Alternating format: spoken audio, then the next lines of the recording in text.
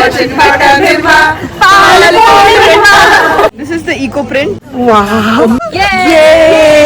Eco printing, eco dye. എന്താണ് ഇതെന്നല്ലേ? പ്രകൃതിയിൽ നിന്ന് കിട്ടുന്ന നല്ല നാച്ചുറൽ ആയിട്ടുള്ള സാധനങ്ങൾ ഉപയോഗിച്ചിട്ട് നമ്മൾ ക്ലോത്ത്സ് ഡിസൈൻ ചെയ്യുന്നതാണ് ഈ ഒരു പ്രോസസ്സ്.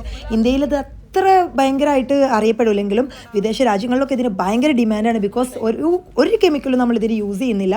അതുപോലെ ഭയങ്കര നാച്ചുറലിക്കാണ്, ഭയങ്കര ഹെൽത്തി ആയിട്ടുള്ള സാധനമാണ് എന്നുള്ളതാണ്. ആൻഡ് നമ്മൾ ഫുഡൊക്കെ കഴിച്ചതിന് ശേഷം നെക്സ്റ്റ് പ്രോസസ്സിലേക്ക് പോവുകയാണ് കേട്ടോ. നമ്മളിത് നെക്സ്റ്റ് വരുന്നത് ഒരു ആർട്ട് വർക്കാണ്. നമ്മൾ ഒരു ക്യാൻവാസ് ഡ്രോയിങ്, നമ്മൾ ഇവിടെ കണ്ടിട്ടുള്ള കാര്യങ്ങൾ എന്താണ് എന്നുള്ളത് ക്യാൻവാസിലേക്ക് പകർത്തുന്നതാണ് നെക്സ്റ്റ് വർക്ക് വരുന്നത്.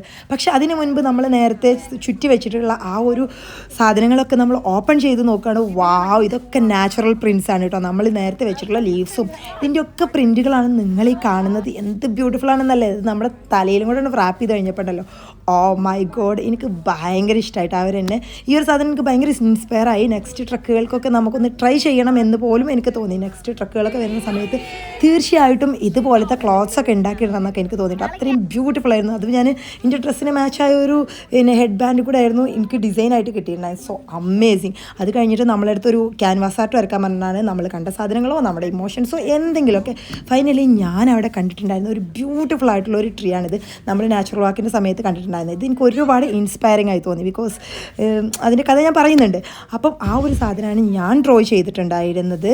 വെട്ടിമാറ്റപ്പെട്ട മരത്തിൽ നിന്നും തളർത്ത് എന്തുന്ന ഇലകൾ. അമേസിങ് ആയിട്ടുള്ള ഒരു കൺസെപ്റ്റ് തന്നെയാണത്.